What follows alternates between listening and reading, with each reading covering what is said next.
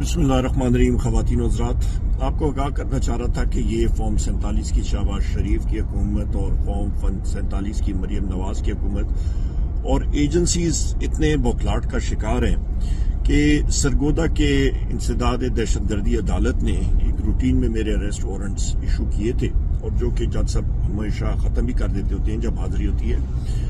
तो उस पे मियांवाली पुलिस की टीम और इस्लामाबाद पुलिस टीम ने अभी थोड़ी देर पहले मेरे इस्लामाबाद के रहायशगाह पे घर पे रेड किया अरेस्ट करने के लिए। और यहाँ पे ये मैं कहता चलूं कि किसी भी टाइम किसी एमएनए को या अरेस्ट करना होता है तो सबसे पहले स्पीकर को इन्फॉर्म भी करना होता है, और बैसियत लीडर ऑफ द अपोजिशन ये हुकूमत ये नहीं चाहती कि हम लोग सच की बात करें, हकीकत की बात करें।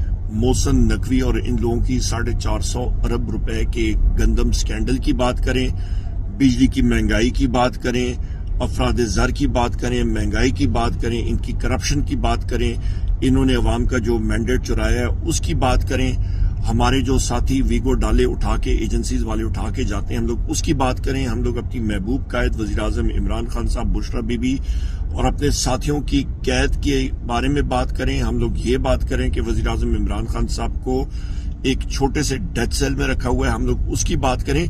ये सारी चीजें, आवाजें ये कुचलने के लिए ये हथकंडे इस्तेमाल कर रहे हैं। इंशाअल्लाह ताला इनको तसल्ली होनी चाहिए, जो मर्जी हो हम लोग डटे रहेंगे अपने लीडर वजीर आजम इमरान खान साहब के लिए। हमारी जान भी हाजिर है और हम लोग डटे रहेंगे, और हमारा ये मिशन जब तक वजीर आजम इमरान खान साहब वजारत उज़्मा की कुर्सी पे नहीं बैठे होते, हमारा ये मिशन चलता रहेगा। बहुत शुक्रिया। अस्सलाम वालेकुम।